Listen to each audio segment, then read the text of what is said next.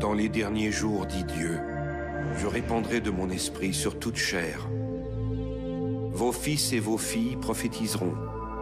Vos jeunes gens auront des visions, et vos vieillards auront des songes.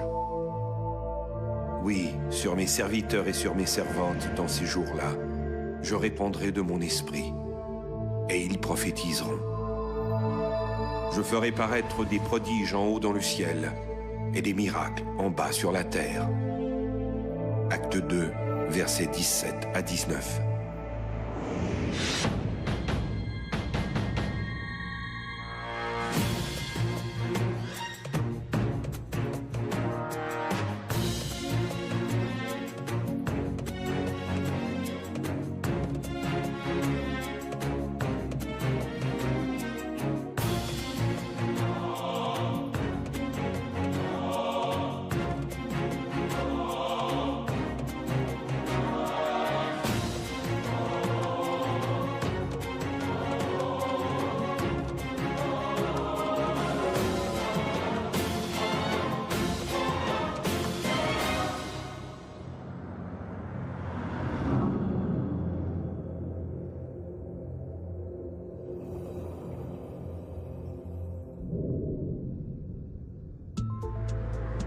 Dans la hiérarchie des reliques saintes, il existe un classement en fonction de leur importance.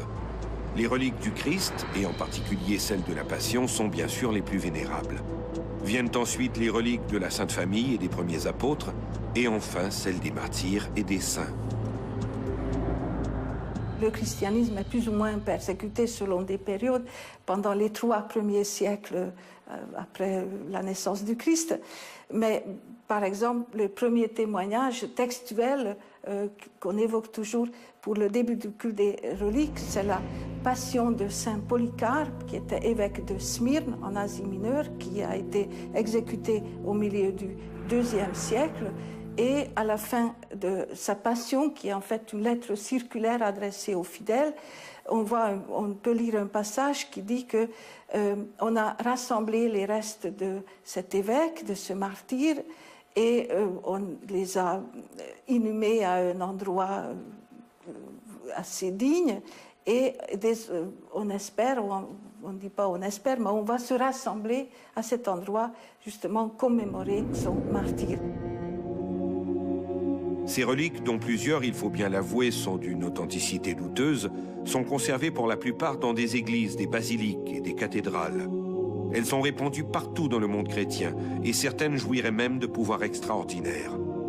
Mais de toutes ces reliques, celle dont les qualités sont les plus surprenantes est son contredit le sang de Saint Janvier, qui se liquéfie périodiquement. De ces quelques millilitres d'hémoglobine et de ce miracle annuel dépend peut-être le sort de Naples.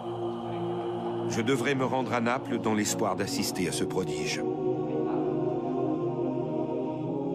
À en croire la légende, Saint Janvier, San Gennaro, comme l'appellent les Italiens, était jadis l'évêque de Benevento, une petite ville située à 50 km au nord-est de Naples. Il y a des preuves historiques de l'existence d'un culte à Saint Janvier, lequel était l'évêque de Benevento, près de Naples. Il fut décapité vers 305 après Jésus-Christ, à l'époque des persécutions des chrétiens menées par l'empereur Dioclétien.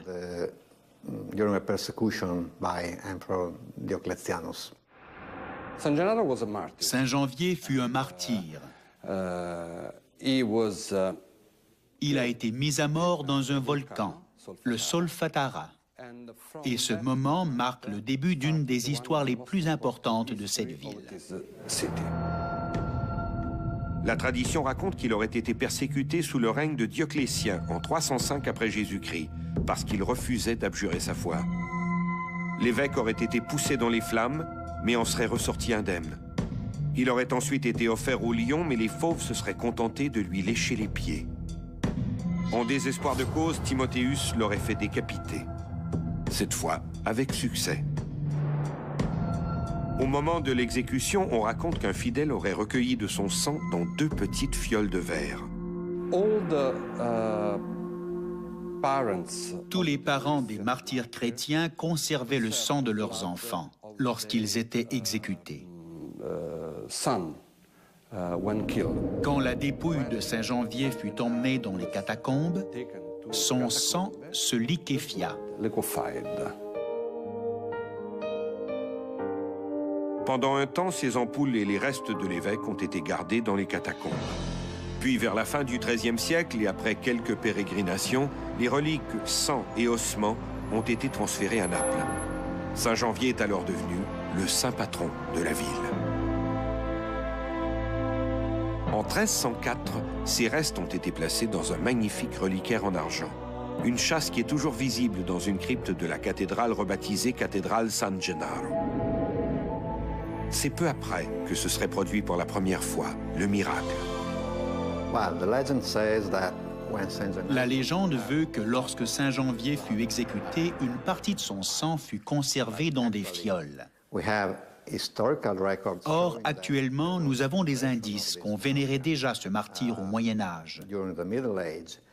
Mais jusqu'en 1389, c'est-à-dire 1000 ans après la mort de Saint Janvier, aucun témoignage ne mentionne les contenants dans lesquels était conservé le sang.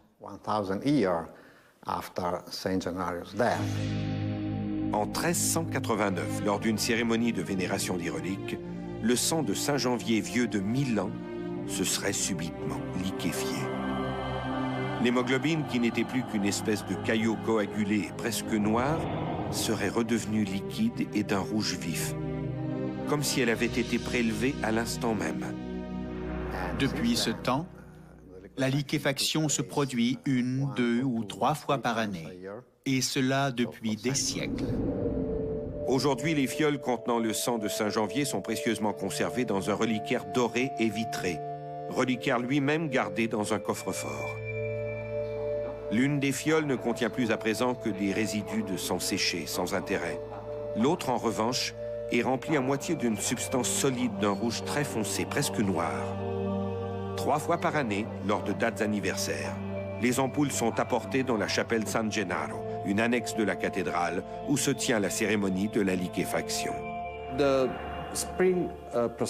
La procession du printemps est très importante et est l'une des plus anciennes processions. Elle part de la chapelle et se rend jusqu'au monastère de Santa Chiara. Et je crois que c'est l'un des moments les plus solennels où les Napolitains marquent leur attachement à Saint Janvier. Et pour rien au monde, je n'aurais voulu manquer cette manifestation.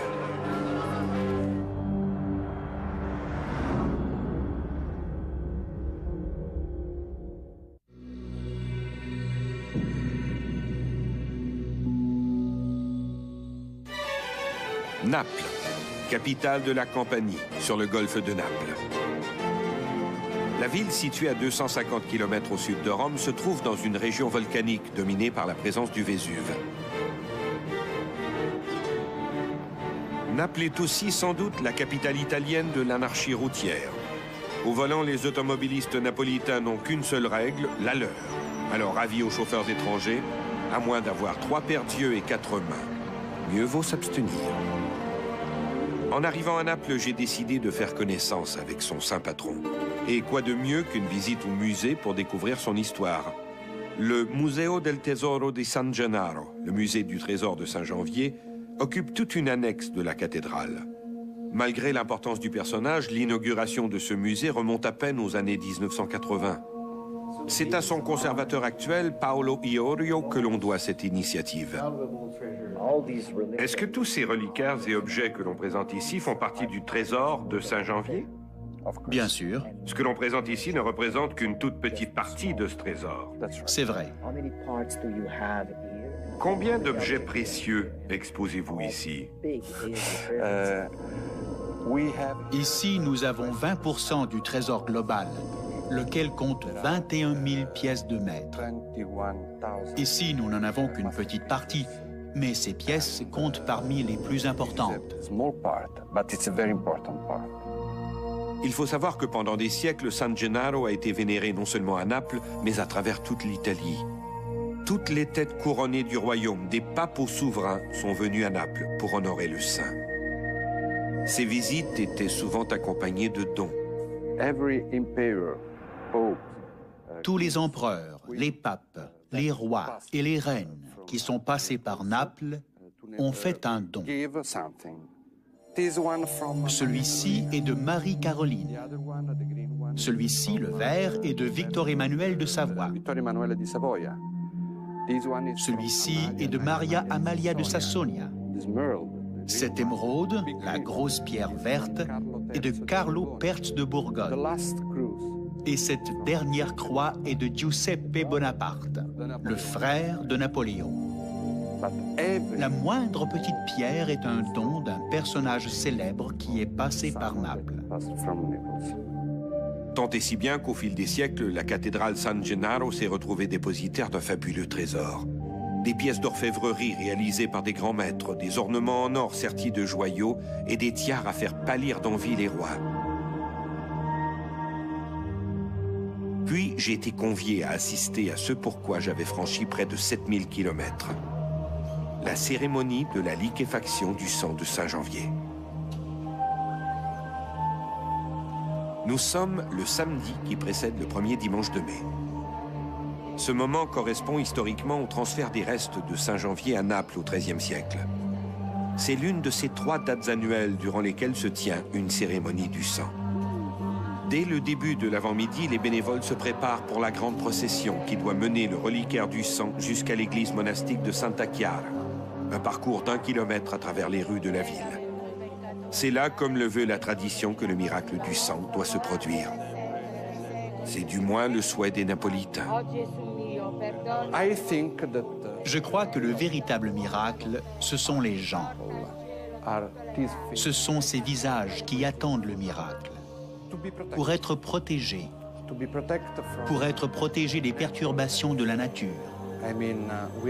Nous vivons près d'un des volcans les plus dangereux du monde, le Vésuve. À travers les âges, le Vésuve a tout détruit. Pompéi, Herculanum. Et durant la dernière guerre, 2 petits villages ont été complètement détruits.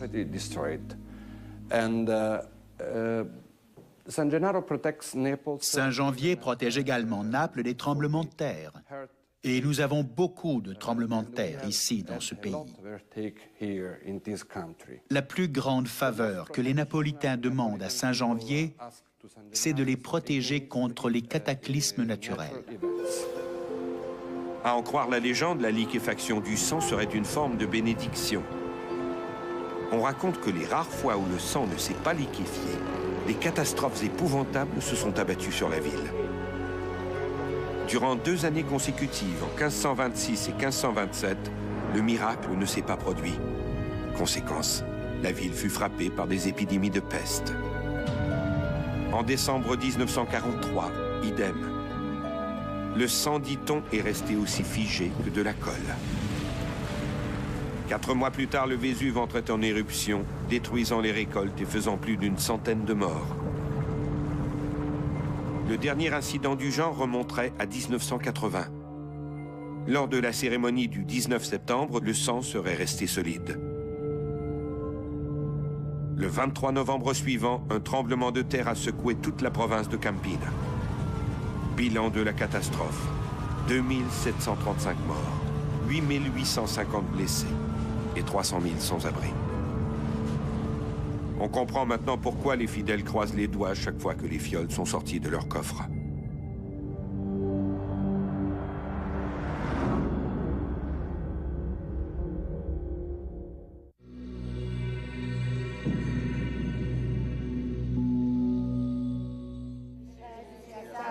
Vers 15 h, la chapelle San Gennaro commence à se remplir. On apporte bientôt le socle du reliquaire, une magnifique œuvre d'orfèvrerie réalisée au XIVe siècle. Aux alentours de 15 h 45, les prêtres prennent place devant l'autel. On s'adresse aux fidèles, on prie et on se recueille. Puis enfin, on apporte le reliquaire du sang. Il s'agit d'un écrin circulaire vitré et muni d'une poignée.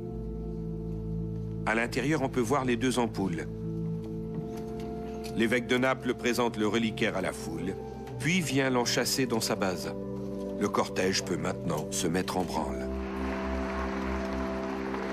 Les fidèles quittent la cathédrale. À l'extérieur, ils sont rejoints par des centaines de Napolitains qui, telle une marée humaine, se dirigent vers l'église Santa Chiara. Au milieu d'eux, des bénévoles transportent des bustes montés sur des plateformes. Jésus, la Vierge, Marie-Madeleine, Jean le Baptiste et bien sûr Saint-Janvier. Dominant ce défilé, le reliquaire du sang, le diamant au milieu des pierres.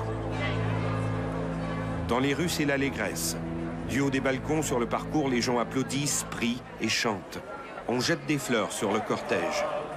La fête a quelque chose d'émouvant. La foule arrive enfin à l'église monastique. Rapidement, le reliquaire est apporté près de l'autel. C'est l'heure. Avec d'infinies précautions, on retire la châsse contenant les ampoules. Le sang y est toujours solide. Puis, le rituel commence. En tenant le reliquaire par sa poignée, l'évêque le fait pivoter de gauche à droite, de droite à gauche. Rien ne se passe. On sent planer dans l'assistance une certaine nervosité. On prie et on implore Saint-Janvier. Le prélat bouge le reliquaire, toujours rien. Certains murmurent, d'autres s'épongent le front. Est-ce la chaleur de ce mois de mai ou l'inquiétude? Soudain, c'est le miracle. La masse solide commence à bouger dans sa fiole, comme un caillot de sang en train de fondre. Dans la nef, les fidèles applaudissent. Dormez en paix, Napolitains. Votre ville n'a rien à craindre. Du moins jusqu'à la prochaine liquéfaction. Après la cérémonie, le reliquaire du sang est rapporté à la cathédrale San Gennaro, où se tient une messe spéciale. Les fidèles sont invités à s'approcher pour voir ce sang miraculeusement liquéfié. Ils embrassent le reliquaire dans l'allégresse. Le miracle de Saint-Janvier est consommé.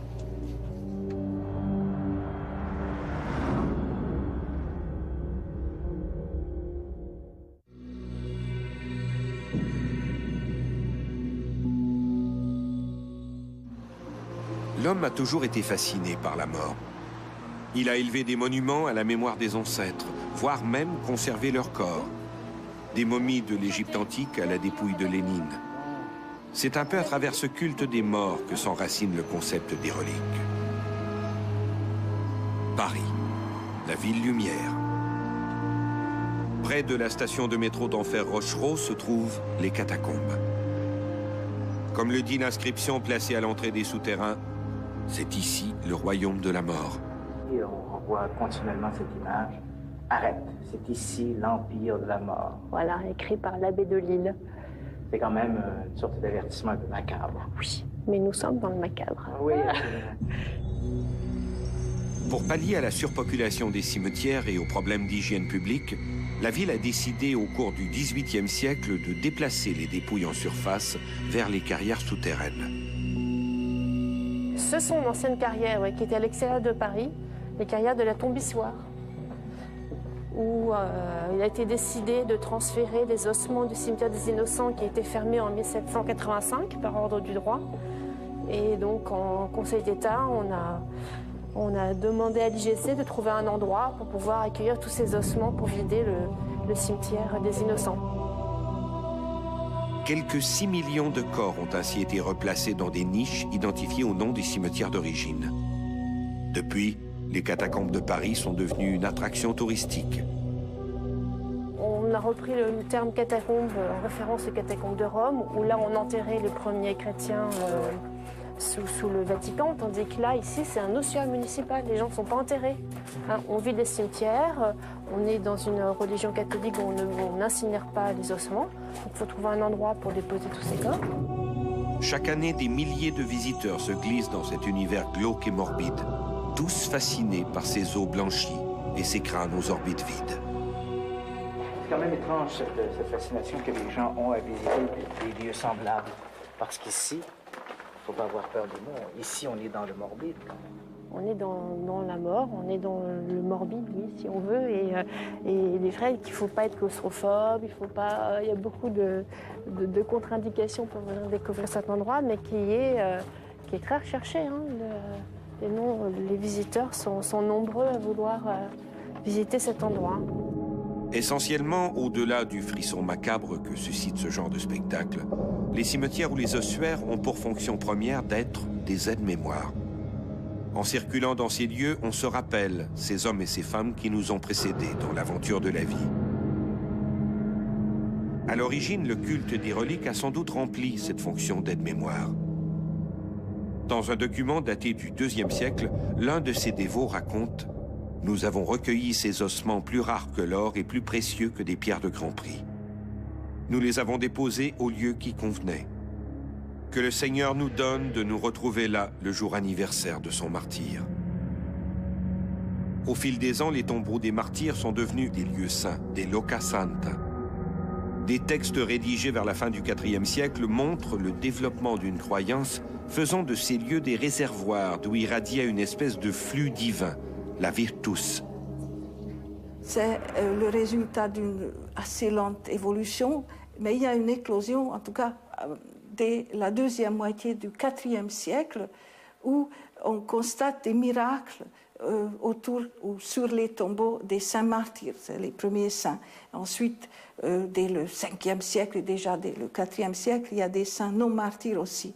Alors, il est très difficile d'expliquer cette croyance à la virtus, donc à la force miraculeuse des reliques, parce qu'il n'y a pas une véritable théologie, une explication exacte de cette virtus, de cette force miraculeuse.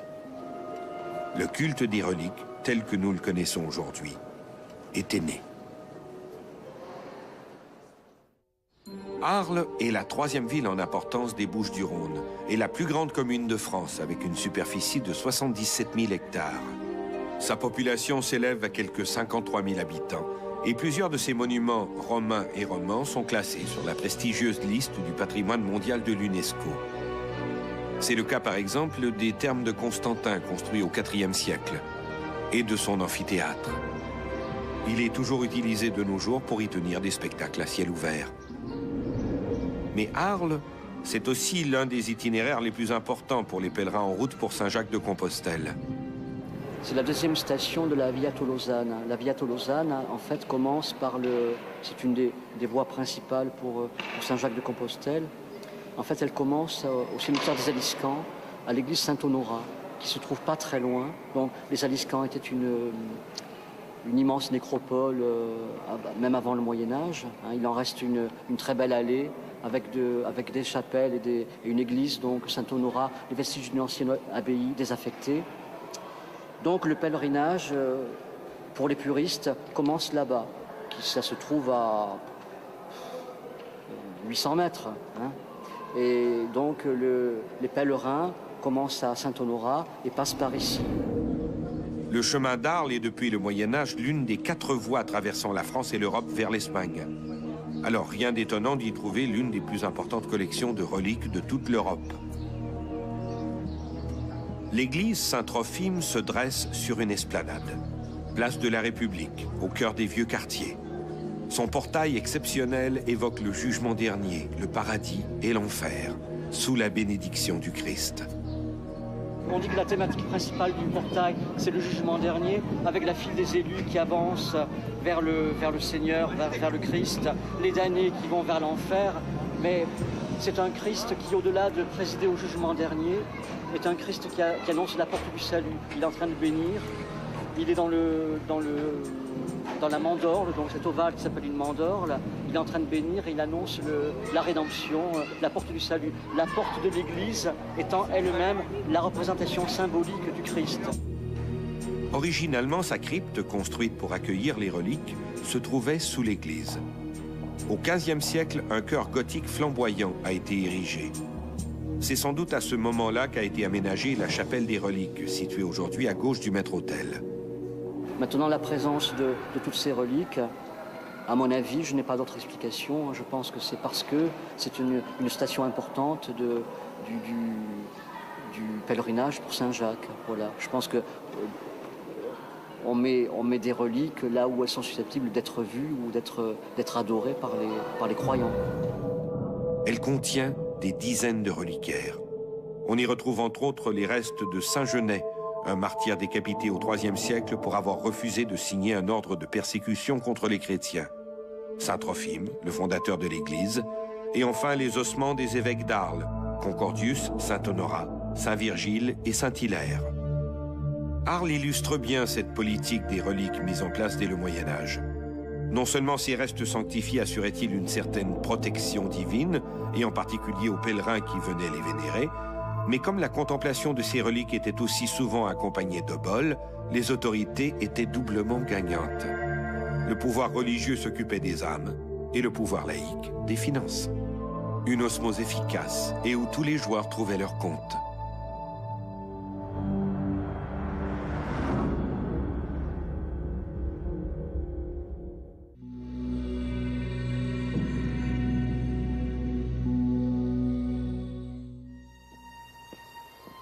Avec le recul, il est difficile d'imaginer le pouvoir d'attraction qu'exerçait autrefois la contemplation de ces objets. Des communes entières auraient sans doute été oubliées, n'eût été l'importance de leurs reliques. C'est le cas de l'extraordinaire village de Conques. Conques se trouve dans le département de l'Aveyron, dans la région du Midi-Pyrénées en France. La commune, qui compte à peine plus de 300 habitants, s'est développée autour de son abbaye, dont les premières constructions ont été érigées autour du 8e siècle. Mais son essor, la commune le doit à une fillette du 3e siècle, Sainte Foy. C'est une jeune sainte donc, qui a été martyrisée en l'année 303. Pourquoi? Parce qu'elle était chrétienne, qu'elle a vécu sous l'empereur Dioclétien qui a émis un édit comme quoi tous les citoyens romains devaient prier les dieux romains, chose qu'elle a refusée et elle a été passée aux armes. Le 6 octobre 303, elle fut torturée et décapitée. Elle n'avait que 12 ou 13 ans. Son culte gagna toute l'Aquitaine et ses reliques acquirent bientôt la réputation d'être miraculeuses. C'est ici que la commune de Conques entre en scène.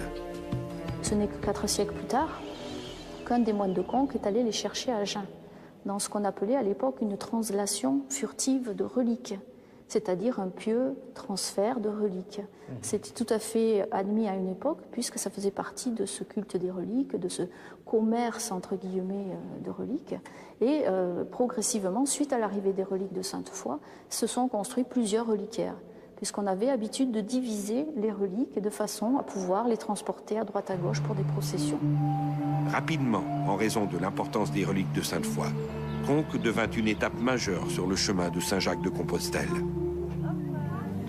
Alors Conques, oui, fait partie du chemin de Saint-Jacques depuis le XIe, XIIe siècle, puisque dans les premiers livres pour les pèlerins, les livrets de pèlerins, le premier de Emery Picot, c'est mentionné au XIIe siècle, un arrêt obligé vers Conques, puisqu'un pèlerin au Moyen-Âge faisait ses dévotions en même temps qu'il faisait le pèlerinage. Il se devait de s'arrêter sur un lieu religieux, notamment un lieu de pèlerinage. Et ici, Conques, c'était l'apogée du pèlerinage de Sainte-Foy. Conques avait des possessions partout en France, mais aussi en Europe. Et Conques se situait géographiquement sur l'ancienne voie romaine qui partait du Puy, qui allait jusqu'à Cahors. Donc est devenue pratiquement automatiquement, si je peux me permettre l'expression, une étape de ce chemin de Saint-Jacques. Et elle l'est toujours à ce titre. Et aujourd'hui, la commune continue d'attirer des visiteurs des 4 coins de l'Europe. Mais c'est le village, considéré comme l'un des plus beaux du monde, qui est à présent l'attraction principale. En arrivant à Conques, ma première impression a été en effet de débarquer sur un plateau de cinéma, dans un décor oublié d'un vieux film des 3 Mousquetaires. La plupart des maisons ont gardé leur cachet de l'époque médiévale et les rues étroites qui rendent impossible la circulation automobile ajoutent à cette impression d'une autre époque. Anne Romiguière, de l'Office du tourisme de Conques, m'a conduit à la salle du trésor. Il s'agit d'une pièce spécialement aménagée dans une aile de l'abbaye. Le mot trésor n'évoque pas seulement la richesse matérielle et artistique des objets, mais témoigne surtout de l'importance religieuse accordée au contenu de ces coffrets de bois précieusement décorés. Tous ces remarquables objets auraient pu disparaître comme des milliers d'autres lors de la Révolution française. La Révolution a joué beaucoup au niveau des destructions, puisque les révolutionnaires étaient surtout à la recherche de tout ce qui était or et argent pour financer les frais de la Révolution. Donc beaucoup ont été inventoriés en vue d'être fondus à la monnaie de Paris.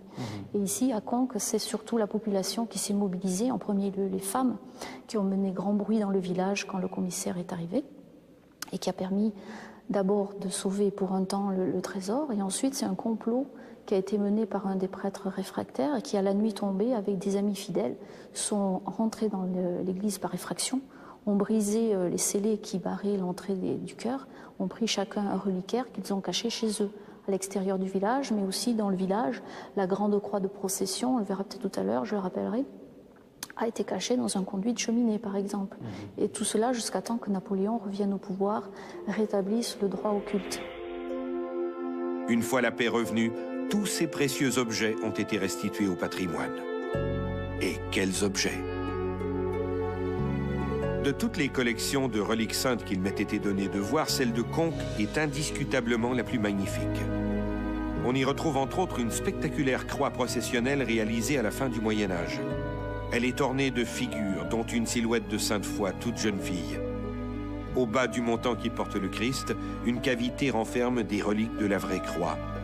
On peut y voir aussi un spectaculaire reliquaire anatomique du bras de Saint-Georges. Ici, Saint-Georges, il s'agit d'un moine de Conques qui est devenu évêque de Lodève au IXe siècle. Donc on a prélevé son bras qui est à l'intérieur et on a placé ce reliquaire avec le signe un petit peu du Christ bénissant, puisqu'on a la main dans la position de la bénédiction, et qu'on a également un rappel un petit peu de ces décors de manches très ornés de l'époque du XIIIe, avec en relief un Christ en croix. C'est parmi ces reliquaires d'ailleurs que j'ai vu la plus étrange des reliques. Dans un petit coffre doré appelé chasse de pépins, sont conservées plusieurs reliques, dont le saint prépuce du Christ. Le doute est permis. Parmi les reliquaires, celui-ci est magnifique. Mais il est à la fois magnifique, mais également un peu controversé par le contenu de la relique. Oui, alors traditionnellement, on pense que ce reliquaire a abrité le saint prépuce et l'ombilique du Christ. Donc déjà, ce reliquaire a été façonné, grandement refaçonné à différentes époques. On a ici une petite plaque qui est datée du 8e siècle. C'est un reliquaire qui a été donné à l'origine par Pépin II, roi d'Aquitaine, petit-fils de Charlemagne, et qui a été remodelé au cours du temps. Est-ce que les reliques ont été transférées dans d'autres reliquaires? On ne le sait pas. Le saint prépuce, est-ce qu'il a survécu à tant de siècles aussi? On ne peut pas dire pour sûr. Mais c'est surtout intéressant d'abord pour voir la forme de ce reliquaire, qui est une forme traditionnelle, une petite boîte, que l'on décore, puisque qui dit relique dit objet sacré, et on ne le laisse pas dans une boîte vulgaire. Enfin, une visite du trésor serait incomplète sans mentionner l'extraordinaire relique de Sainte Foy, la Majesté de Conques. Il s'agit d'une œuvre étonnante représentant Sainte Foy sur un trône. Et le plus précieux, c'est celui-ci. C'est la Majesté de Sainte Foy, puisque ça correspond à la relique la plus sacrée, qui est la calotte crânienne, qui, contrairement à ce que l'on pense, n'est pas au niveau de la tête de la statue, mais dans un petit trou aménagé dans l'âme qui est faite de bois, au niveau du thorax. On voit d'ailleurs une petite porte placée devant. Sa plastique surprend. Le corps disproportionné, l'expression forte et hautaine du visage, la rutilance de l'or, des pierreries et des émaux donnent un sentiment d'étrangeté qui a souvent conduit à qualifier d'idole ce reliquaire. J'imagine que ce ne sont pas simplement des paysans qui ont fait don de ces pierres à l'église. Alors là, c'est pareil. La croyance populaire de beaucoup de visiteurs, quand ils arrivent, ils ont idée que ce sont des pauvres pèlerins qui se sont sacrifiés pour donner des pierres précieuses. Bien évidemment, c'était les gens qui avaient de bons moyens pour pouvoir financer et l'abbaye et donner en remerciement à Sainte Foy, ou bien pour avoir une réponse à une prière, ils donnaient ce qu'ils avaient de plus cher. D'ailleurs, si on lit le livre des miracles en détail, parce qu'il a été traduit en français, heureusement, sinon c'est du latin, voilà, vous voyez que souvent les gens imploraient Sainte Foy. Sainte Foy leur apparaissait sous forme de songe. Étant donné que c'était une jeune fille entre 12 et 13 ans, elle demandait en échange un bijou. Et on excusait cela en disant « c'est une jeune fille, elle aime les belles parures ». C'est en particulier à travers ce reliquaire que les fidèles du Moyen-Âge croyaient que transitait le pouvoir de la sainte. Comme les Napolitains croyaient et croient toujours que c'est à travers le sang de Saint-Janvier que les effluves célestes protègent leur ville.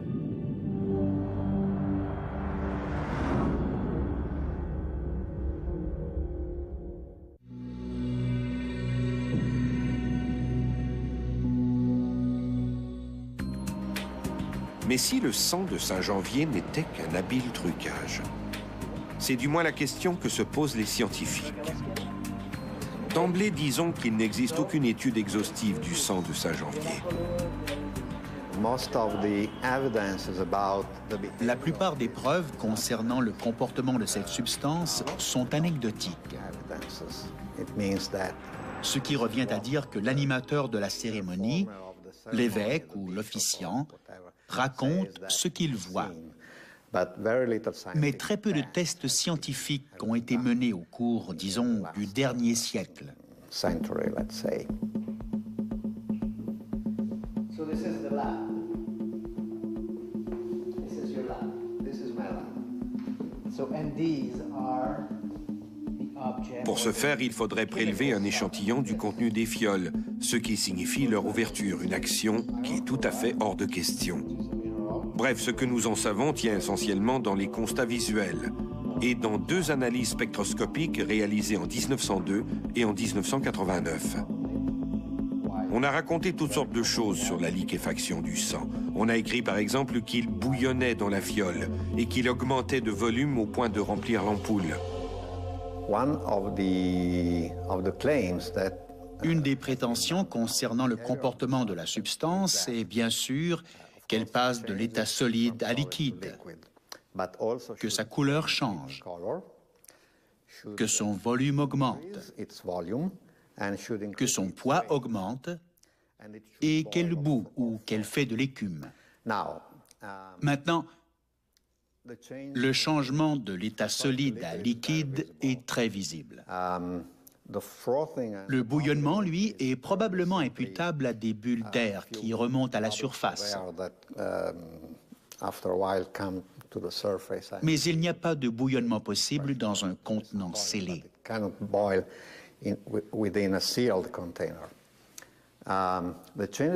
Les changements de couleur n'ont jamais, bien sûr, été appuyés par une analyse spectrographique. Quant au changement de volume, il n'a jamais été sérieusement mesuré en plaçant, par exemple, la relique en transparence face à une échelle graduée et en la filmant pour voir si le niveau monte ou descend. Lors de la cérémonie à laquelle j'ai assisté, je n'ai rien vu de tel. Le sang est simplement passé de l'état solide à l'état liquide en occupant exactement le même espace. Notre hypothèse est que nous avons affaire à une substance texotropique. La texotropie est cette propriété qu'ont certains gels de se liquéfier lorsqu'on les agite ou qu'on les bouge mécaniquement.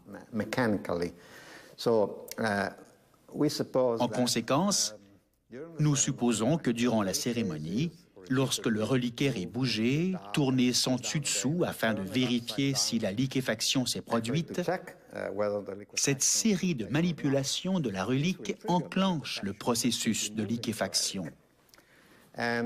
Maintenant, quant à savoir pourquoi certaines fois le processus met davantage de temps à se manifester, tout dépend de la manière dont on manipule la relique.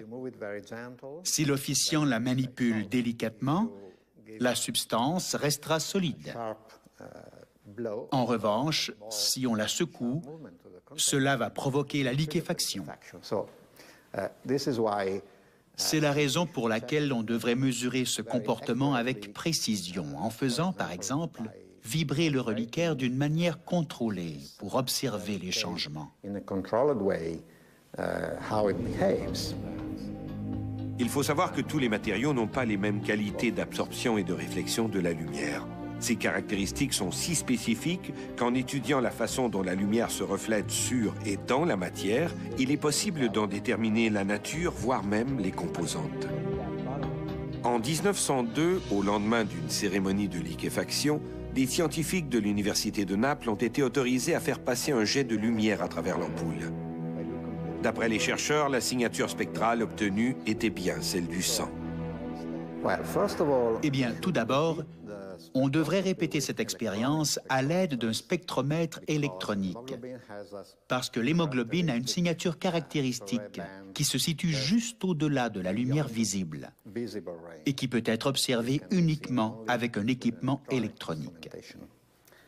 Nous aurions là un vrai diagnostic de la présence d'hémoglobine ou de ses dérivés. Au département de chimie de l'université de Pavia, dans le nord de l'Italie, le professeur Luigi Garlaschelli croit avoir trouvé une explication. À son invitation, je me suis rendu dans ses laboratoires où j'ai eu droit à une démonstration plus vraie que vraie de la liquéfaction du sang de Saint-Janvier.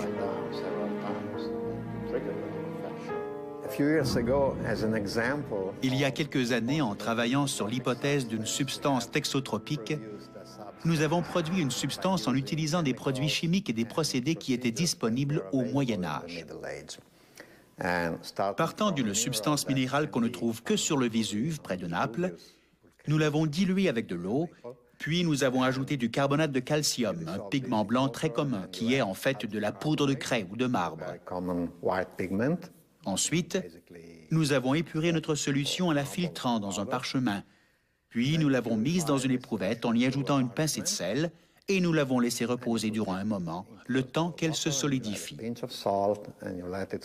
En la brassant, la substance se liquéfie et on peut répéter le procédé plusieurs fois de suite.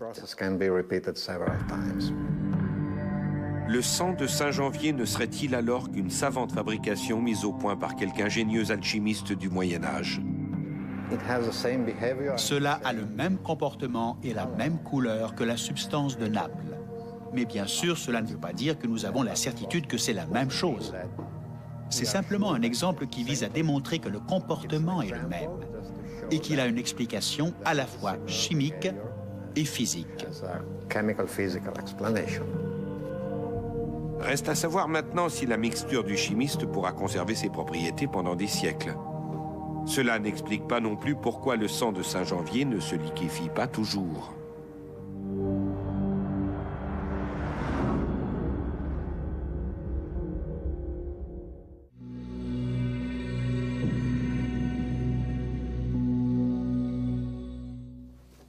Le sang de Saint-Janvier et ses mystérieuses propriétés de liquéfaction est-il une véritable relique sainte ou l'une des plus vieilles arnaques religieuses de l'histoire? Pour les fidèles, l'argument scientifique n'a pas prise. Il est vrai que le sang n'a jamais été proprement analysé. Et cette absence laisse la porte ouverte sur la nature véritable du contenu des ampoules. Généralement, il est assez difficile de mener des tests scientifiques sur des reliques religieuses à cause des interdits que met l'Église pour protéger ces objets.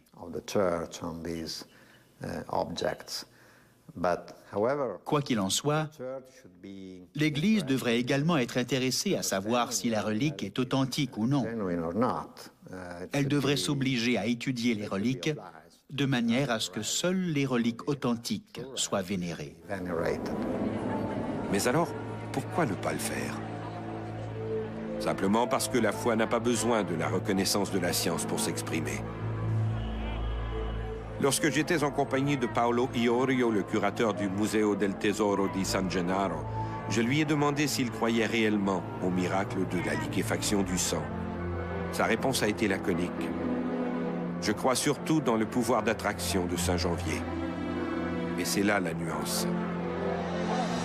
Chaque année, 3 fois l'an, Saint-Janvier est l'objet de fastes cérémonies, durant lesquelles, heureusement, la plupart du temps, son sang se liquéfie. Le temps du miracle, la ville est en fête. Dans les rues, tous les gens ne parlent que de la cérémonie du sang. Et tous, même les sceptiques, poussent un soupir de soulagement à l'annonce de la liquéfaction. Le temps du miracle, les Napolitains retrouvent un sentiment d'unité. Saint-Janvier n'est plus alors un saint oublié, il redevient l'âme de la cité. Et les reliques saintes ne sont-elles pas ces objets qui s'adressent d'abord à l'âme? À celle de tous ceux qui croient en posséder une, à tout le moins.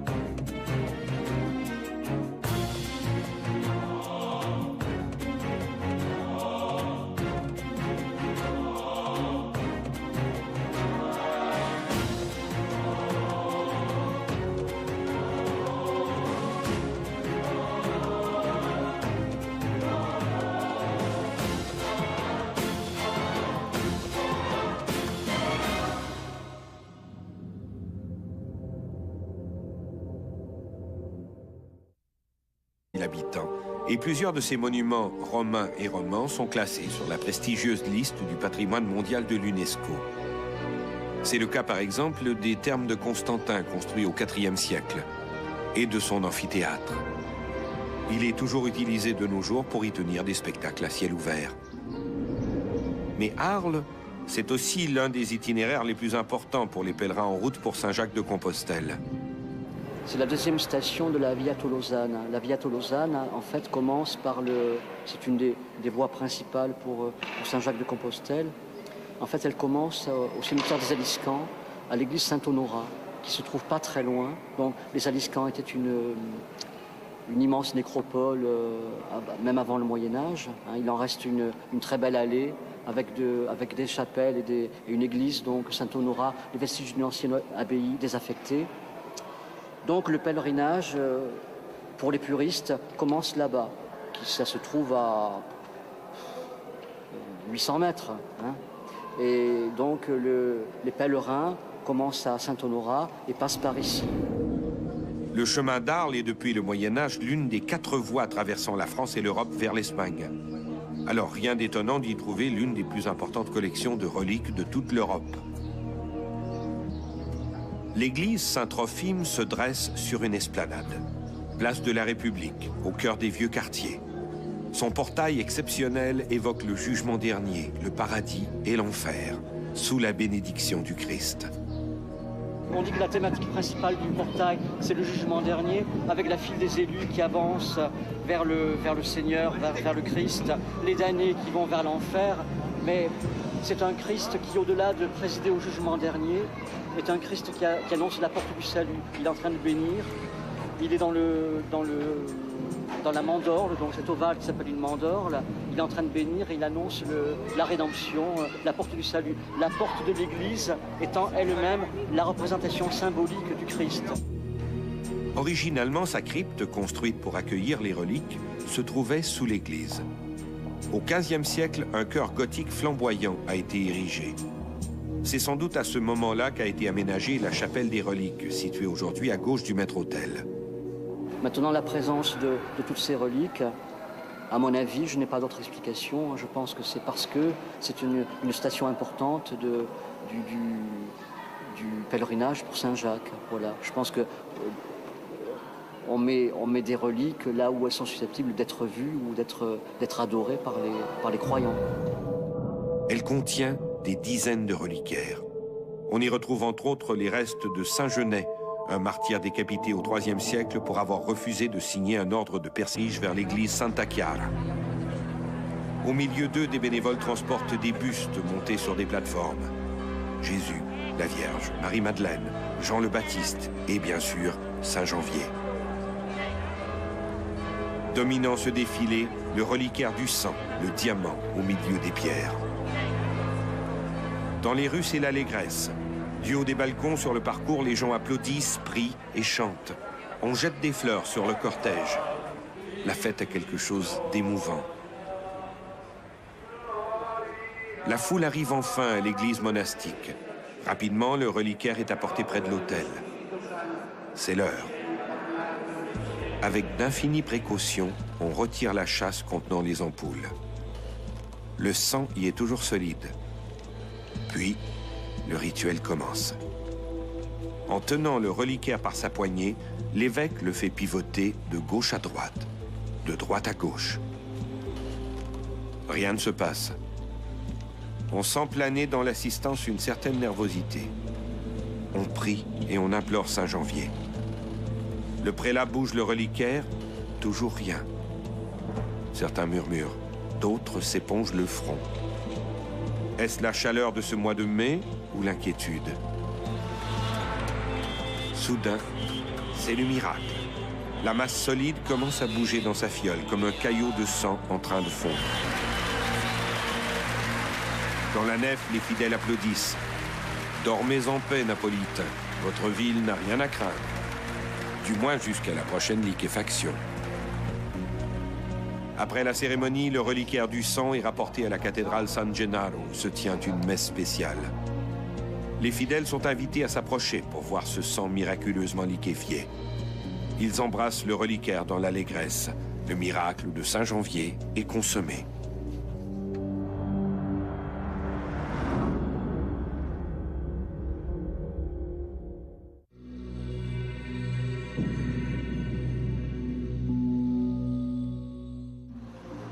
L'homme a toujours été fasciné par la mort. Il a élevé des monuments à la mémoire des ancêtres, voire même conservé leurs corps. Des momies de l'Égypte antique à la dépouille de Lénine. C'est un peu à travers ce culte des morts que s'enracine le concept des reliques. Paris, la ville lumière. Près de la station de métro d'Enfer Rochereau se trouvent les catacombes. Comme le dit l'inscription placée à l'entrée des souterrains, c'est ici le royaume de la mort. Et on voit continuellement cette image. Arrête, c'est ici l'empire de la mort. Voilà, écrit par l'abbé de Lille. C'est quand même une sorte d'avertissement un peu macabre.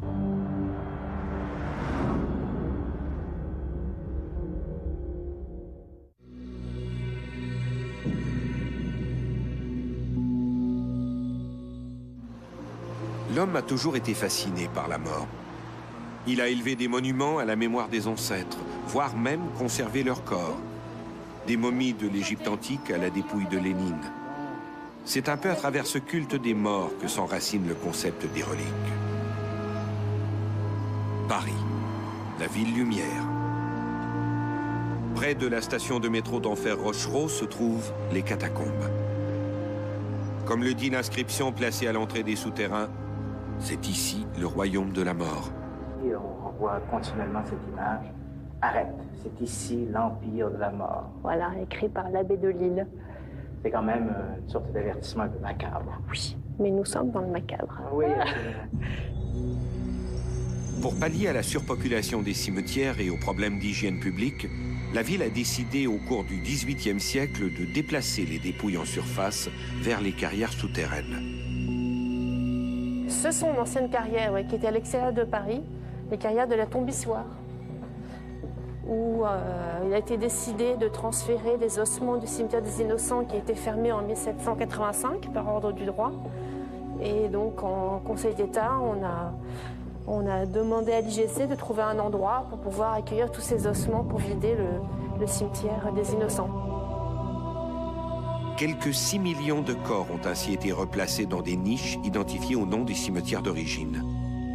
Depuis, les catacombes de Paris sont devenues une attraction touristique. On a repris le terme catacombe en référence aux catacombes de Rome, où là on enterrait les premiers chrétiens sous le Vatican, tandis que là, ici, c'est un ossuaire municipal. Les gens ne sont pas enterrés. On vide les cimetières, on est dans une religion catholique où on n'incinère pas les ossements. Donc il faut trouver un endroit pour déposer tous ces corps. Chaque année, des milliers de visiteurs se glissent dans cet univers glauque et morbide, tous fascinés par ces os blanchis et ces crânes aux orbites vides. C'est quand même étrange cette fascination que les gens ont à visiter des lieux semblables. Parce qu'ici, il ne faut pas avoir peur des mots. Ici, on est dans le morbide. On est dans la mort, on est dans le morbide, oui, si on veut. Et il est vrai qu'il ne faut pas être claustrophobe, il y a beaucoup de contre-indications pour venir découvrir cet endroit, mais qui est très recherché. Les visiteurs sont nombreux à vouloir visiter cet endroit. Essentiellement, au-delà du frisson macabre que suscite ce genre de spectacle, les cimetières ou les ossuaires ont pour fonction première d'être des aides-mémoires. En circulant dans les joueurs trouvaient leur compte.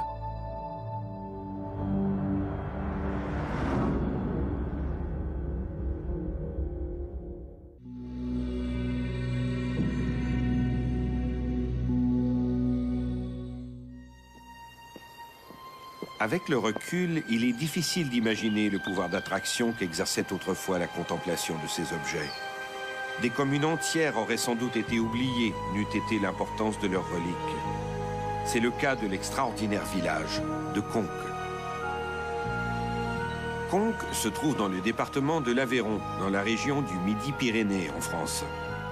La commune, qui compte à peine plus de 300 habitants, s'est développée autour de son abbaye, dont les premières constructions ont été érigées autour du 8e siècle. Mais son essor, la commune le doit à une fillette du 3e siècle, Sainte-Foy. C'est une jeune sainte qui a été martyrisée en l'année 303 Pourquoi? Parce qu'elle était chrétienne, qu'elle a vécu sous l'empereur Dioclétien qui a émis un édit comme quoi tous les citoyens romains devaient prier les dieux romains, chose qu'elle a refusée et elle a été passée aux armes. Le 6 octobre 303, elle fut torturée et décapitée. Elle n'avait que 12 ou 13 ans. Son culte gagna toute l'Aquitaine et ses reliques acquirent bientôt la réputation d'être miraculeuses. C'est ici que la commune de Conques entre en scène. Ce n'est que 4 siècles plus tard qu'un des moines de Conques est allé les chercher à Agen, dans ce qu'on appelait à l'époque une translation furtive de reliques, c'est-à-dire un pieux transfert de reliques. C'était tout à fait admis à une époque, puisque ça faisait partie de ce culte des reliques, de ce commerce, entre guillemets, de reliques. Et progressivement, suite à l'arrivée des reliques de Sainte-Foy, se sont construits plusieurs reliquaires, puisqu'on avait habitude de diviser les reliques de façon à pouvoir les transporter à droite à gauche pour des processions. Rapidement, en raison de l'importance des reliques de Sainte-Foy, Conques devint une étape majeure sur le chemin de Saint-Jacques de Compostelle. Alors Conques, oui, fait partie du chemin de Saint-Jacques depuis le 11e, 12e siècle, puisque dans les premiers livres pour les pèlerins, les livrets de pèlerins, le premier de Emery Picot, c'est mentionné au 12e siècle, un arrêt obligé vers Conques, puisqu'un pèlerin au Moyen-Âge faisait ses dévotions en même temps qu'il faisait le pèlerinage. Il se devait de s'arrêter sur un lieu religieux, notamment un lieu de pèlerinage. Et ici, Conques, c'était l'apogée du pèlerinage de Sainte-Foy. Conques avait des possessions partout en France, mais aussi en Europe. Et Conques se situait géographiquement sur l'ancienne voie romaine qui partait du Puy, qui allait jusqu'à Cahors. Donc est devenue pratiquement automatiquement, si je peux me permettre l'expression, une étape de ce chemin de Saint-Jacques. Et elle l'est toujours à ce titre. Et aujourd'hui, la commune continue d'attirer des visiteurs des 4 coins de... Il a été mis à mort dans un volcan, le Solfatara. Et ce moment marque le début d'une des histoires les plus importantes de cette ville. La tradition raconte qu'il aurait été persécuté sous le règne de Dioclétien en 305 après Jésus-Christ, parce qu'il refusait d'abjurer sa foi.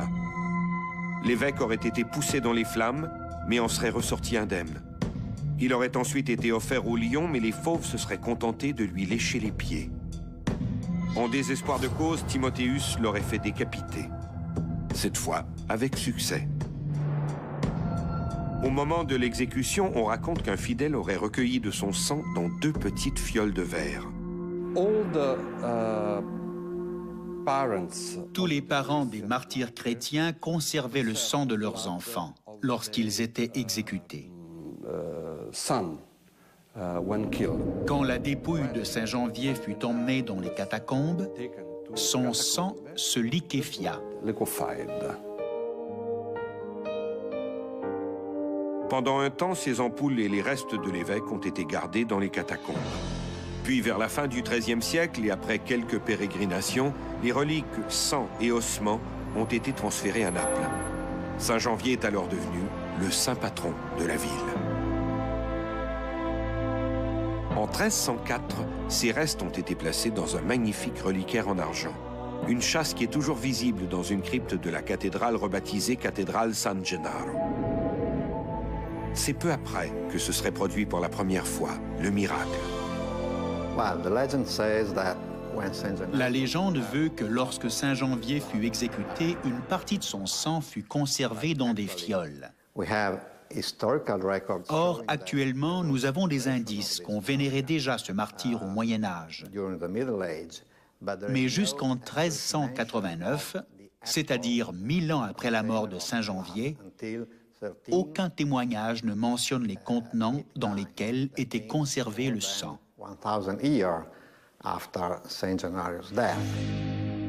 1389, lors d'une cérémonie de vénération des reliques, le sang de Saint-Janvier vieux de 1000 ans se serait subitement liquéfié. L'hémoglobine, qui n'était plus qu'une espèce de caillot coagulé et presque noir, serait redevenue liquide et d'un rouge vif, comme si elle avait été prélevée à l'instant même. Depuis ce temps, la liquéfaction se produit 1, 2 ou 3 fois par année, et cela depuis des siècles. Aujourd'hui, les fioles contenant le sang de Saint-Janvier sont précieusement conservées dans un reliquaire doré et vitré, reliquaire lui-même gardé dans un coffre-fort. L'une des fioles... So this is the lab. This is your lab. This is my lab. So, and these are the objects. Pour ce faire, il faudrait prélever un échantillon du contenu des fioles, ce qui signifie leur ouverture, une action qui est tout à fait hors de question. Bref, ce que nous en savons tient essentiellement dans les constats visuels et dans 2 analyses spectroscopiques réalisées en 1902 et en 1989. On a raconté toutes sortes de choses sur la liquéfaction du sang. On a écrit par exemple qu'il bouillonnait dans la fiole et qu'il augmentait de volume au point de remplir l'ampoule. Une des prétentions concernant le comportement de la substance est bien sûr qu'elle passe de l'état solide à liquide, que sa couleur change, que son volume augmente, que son poids augmente et qu'elle bout ou qu'elle fait de l'écume. Maintenant, le changement de l'état solide à liquide est très visible. Le bouillonnement, lui, est probablement imputable à des bulles d'air qui remontent à la surface. Mais il n'y a pas de bouillonnement possible dans un contenant scellé.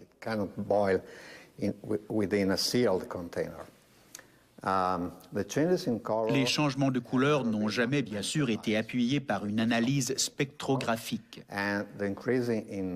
Quant au changement de volume, il n'a jamais été sérieusement mesuré en plaçant, par exemple, la relique en transparence face à une échelle graduée et en la filmant pour voir si le niveau monte ou descend.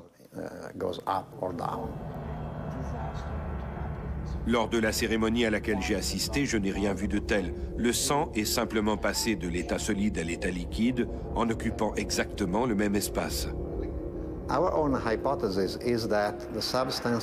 Notre hypothèse est que nous avons affaire à une substance texotropique.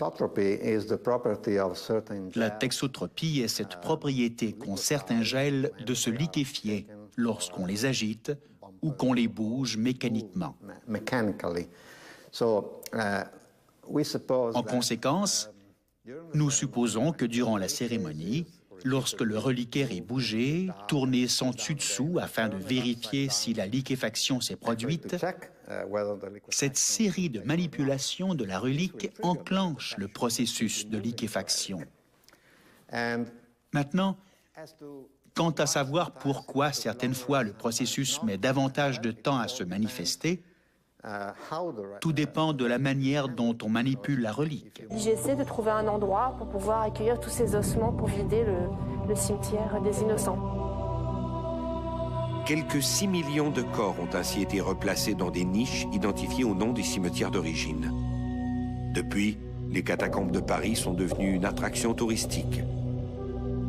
On a repris le terme catacombe en référence aux catacombes de Rome, où là on enterrait les premiers chrétiens sous le Vatican, tandis que là, ici, c'est un ossuaire municipal. Les gens ne sont pas enterrés.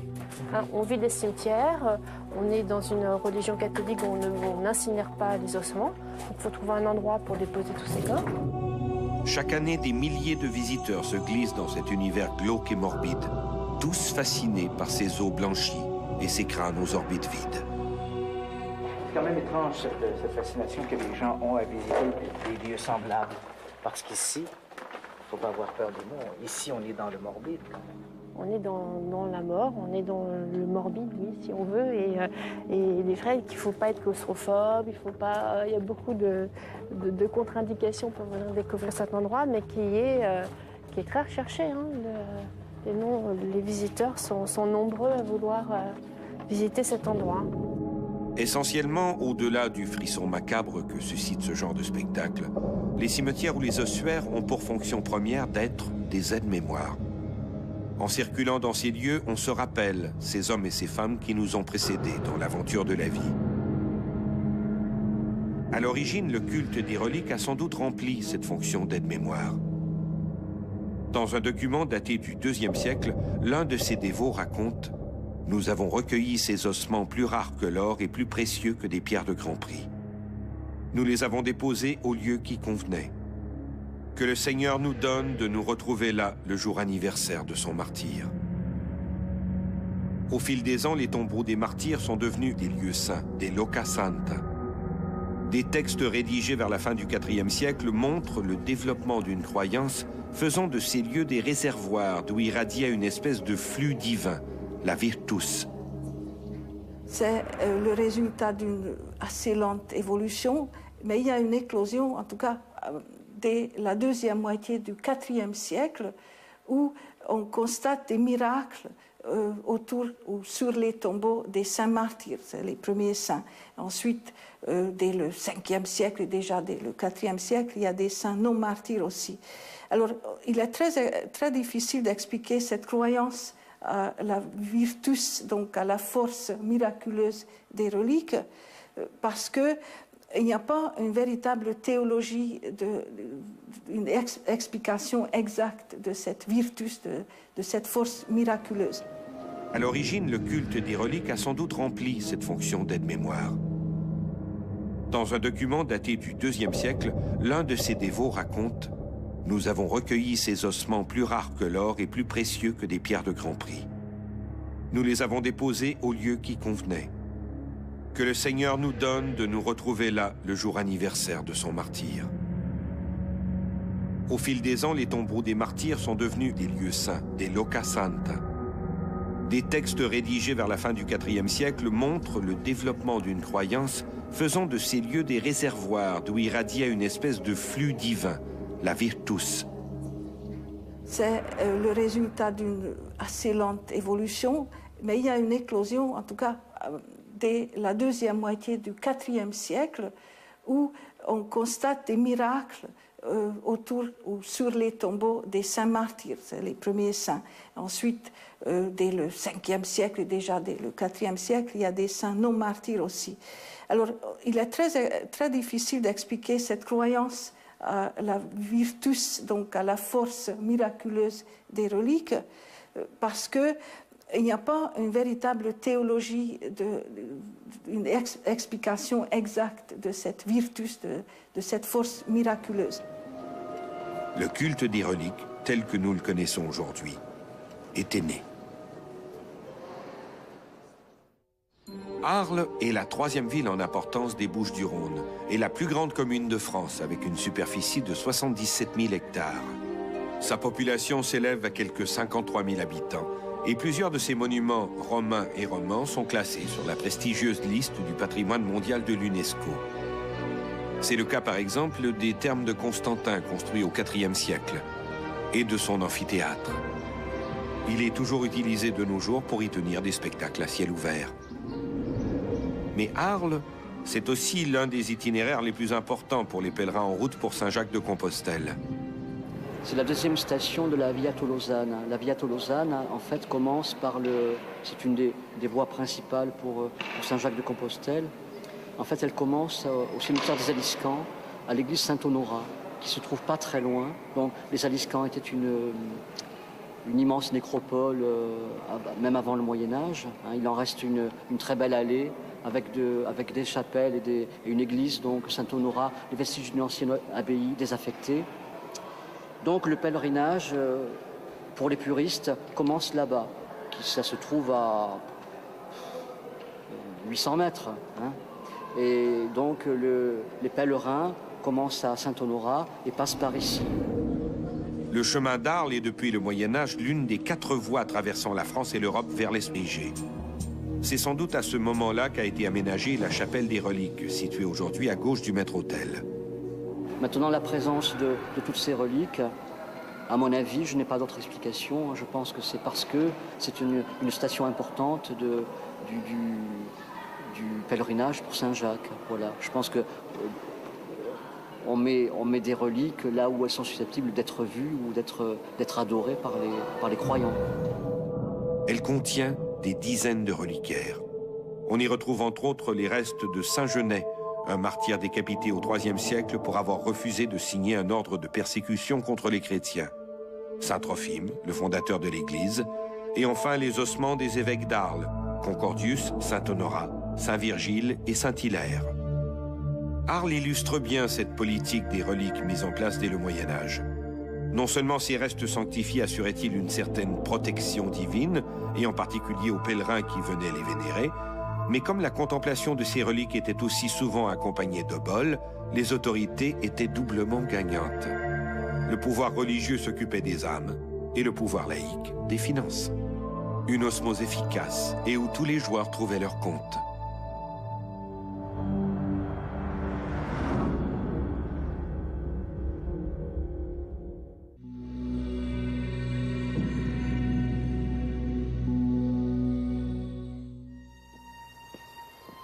Avec le recul, il est difficile d'imaginer le pouvoir d'attraction qu'exerçait autrefois la contemplation de ces objets.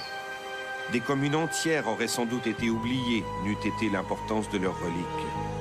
C'est le cas de l'extraordinaire village de Conques. Conques se trouve dans le département de l'Aveyron, dans la région du Midi-Pyrénées, en France. La commune, qui compte à peine plus de 300 habitants, s'est développée autour de son abbaye, dont les premières constructions ont été érigées autour du 8e siècle. Mais son essor, la commune le doit à une fillette du 3e siècle, Sainte Foy. C'est une jeune sainte donc, qui a été martyrisée en l'année 303. Pourquoi? Parce qu'elle était chrétienne, qu'elle a vécu sous l'empereur Dioclétien qui a émis un édit comme quoi tous les citoyens romains devaient prier les dieux romains, chose qu'elle a refusée et elle a été passée aux armes. Le 6 octobre 303, elle fut torturée et décapitée. Elle n'avait que 12 ou 13 ans. Son culte gagna toute l'Aquitaine et ses reliques acquirent bientôt la réputation d'être miraculeuses. C'est ici que la commune de Conques entre en scène. Ce n'est que 4 siècles plus tard qu'un des moines de Conques est allé les chercher à Agen, dans ce qu'on appelait à l'époque une translation furtive de reliques, c'est-à-dire un pieux transfert de reliques. C'était tout à fait admis à une époque, puisque ça faisait partie de... Célestes protègent leur ville.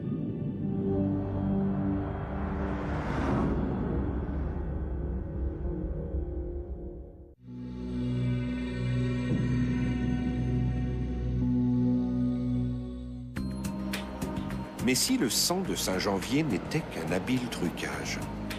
C'est du moins la question que se posent les scientifiques. D'emblée, disons qu'il n'existe aucune étude exhaustive du sang de Saint-Janvier. La plupart des preuves concernant le comportement de cette substance sont anecdotiques. Ce qui revient à dire que l'animateur de la cérémonie, l'évêque ou l'officiant, raconte ce qu'il voit. Mais très peu de tests scientifiques ont été menés au cours, disons, du dernier siècle. So this is the lab. This is your lab. This is my lab. So and these are the objects. Pour ce faire, il faudrait prélever un échantillon du contenu des fioles, ce qui signifie leur ouverture, une action qui est tout à fait hors de question.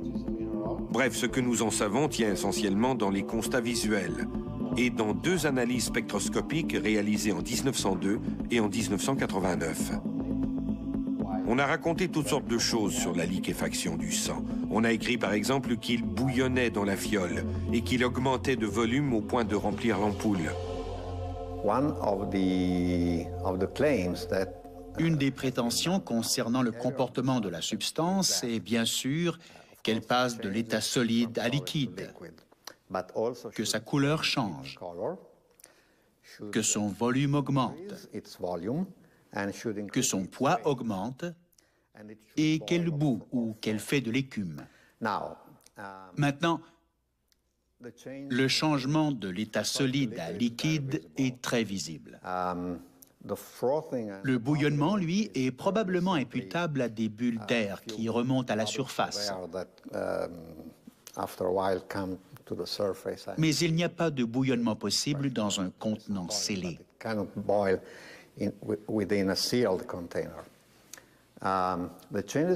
Les changements de couleur n'ont jamais, bien sûr, été appuyés par une analyse spectrographique. Quant au changement de volume, il n'a jamais été sérieusement mesuré en plaçant, par exemple, la relique en transparence face à une échelle graduée et en la filmant pour voir si le niveau monte ou descend. Lors de la cérémonie à laquelle j'ai assisté, je n'ai rien vu de tel. Le sang est simplement passé de l'état solide à l'état liquide.